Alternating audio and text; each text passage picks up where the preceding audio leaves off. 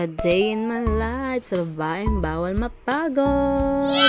So ayan mga mare, nagpakawagram muna ako ng Red Horse at pagkatapos nun, dumiretso kami para bumili ng gulay sa bagsakan dito sa amin. Namili lang ako ng sibuyas, bawang, luya, kalamansi at munggo. Kasi ayan po ang hinahanap ngayon sa ating tindahan. Sa ngayon, dahil hindi po tayo ganun ka benta, matumal tayo, kung ano po ang bihanapin sa atin, ayun muna ang bebenta natin. At pag meron na, dun sila di bibili. Diba? Ang galing na. Ayan pala yung nabili natin, mare. Diyos ko, kulang-kulang 300 na yan. Sa mahal ng bilihin talaga. At paglabas namin, namili ako ng takoyaki para pang merienda. After nun, dumiretso kami sa palengke para bumili ng tilapia at itlog na aking paninda. O say, baka naman, pasukin mo na kami. Namili rin po ako ng konting paninda, chichirya, at saka yung alak na nawala lang po sa aking tindahan. Kasi mas magandang palitan yung ating paninda para pag may bumili ulit, may maibebenta ka kung wala kang masyadong maraming pang stock. Kaya ngayon po, ganun po yung ginagawa ko. So, ayun, may sumingit pang batit. Yan po, puro chichirya po yung kulang sa akin at may nakita po kong bagong chichirya. Try natin mare yung chichirya natin kung subukan natin baka mabili. Ayan, namili lang ako ng ilan lang mga chichiryan mare kasi pandagdag lang nga sa tindahan. Dahil marami pa naman yun. Ngayon kung ano yung mga babawas siyang idadagdag natin. Ayan, yung asawa ko nagpipiling burger. Yan, pinapakakamada niya. Para daw mas maayos pagdating sa bahay. Pagdating sa bahay, pag kinalkan ng mga bata yan, alala, gulo na rin yan. Hindi na rin yan matitino. Diyos mio.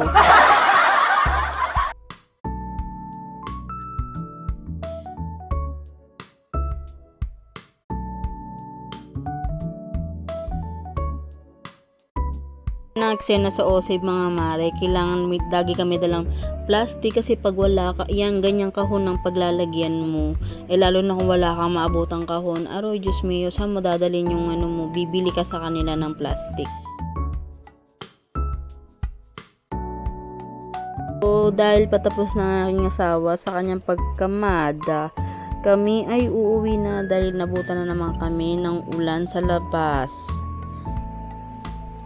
Nung makauwi na kami mga mare, nais ko na kagad ang itlog na aming binili. Meron pa akong stock ng mga mare, isang tray make it pa, kaya lang mas maganda kasi yung marami akong stock mare. Pagka kasi nauubusan ako hindi ako agad nakakababa. So, grabe mare, sobrang mahal ng pamasahe dito sa amin. Diyos ko, ginto mare, kaya manghinayang ka kung isang tray na itlog lang bibilin mo tapos bababa ka, pamasahe mo lang mare sa tubo, ubos na agad. Katapos mare, ipinatong ko na yung dating itlog para ayan ang maunang maubos. At pagkatapos nun, inayos ko na ang mga chichirya kong binili. Pinaglalagyan ko na siya ng presyo bago ko siya butasan. Para pagkatapos nun, isasabit ko na. Kesa ipagpabukas ko pa, bukas ay marami akong gawain.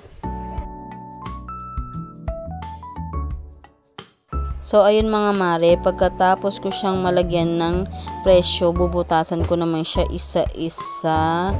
Ayan po, ang whole na binili ko, malaki po siya.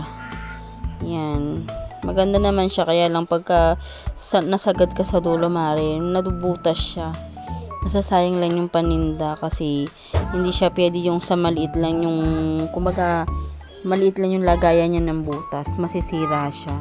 So, ayan, ginamitan ko naman siya ng 3mm kong pambutas. Ayan siya mga mare. Pagkatapos ng mga mare, ay isasabit ko na siya. Thank you for watching mga mare. Please like and share my video. Thank you!